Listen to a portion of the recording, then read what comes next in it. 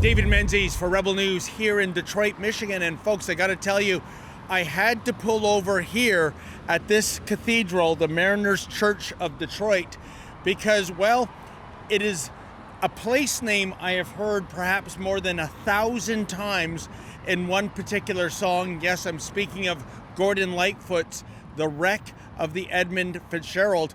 But I have to tell you, Mr. Lightfoot, he got the name a little confused. He called it the Maritime Sailors Cathedral, but that's okay. It's the thought that counts.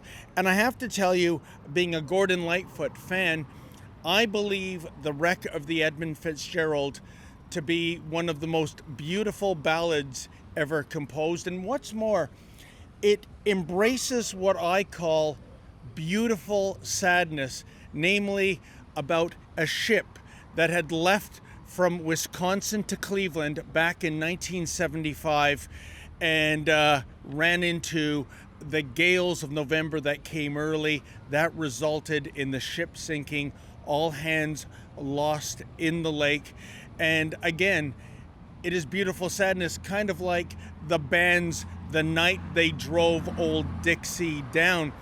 And I got to tell you, Gordon Lightfoot passed away in 2023, and this church honored Gordon Lightfoot.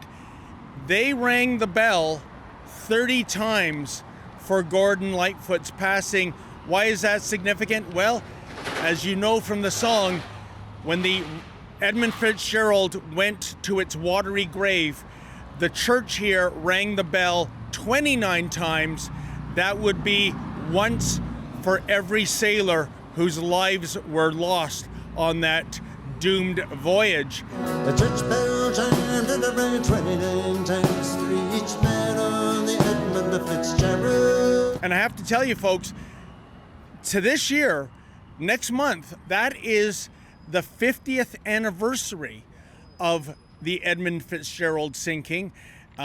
It'll be in October. Again, the gales of November came early. That was the ship's undoing. And again, I understand the church will once again be ringing its bell 29 times.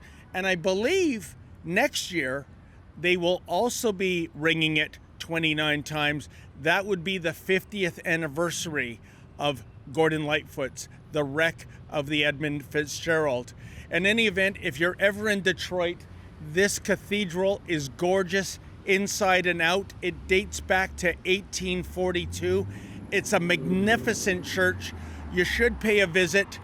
And by the way, in the department of perverse irony, the day Gordon Lightfoot passed in 2023, it was May the 1st.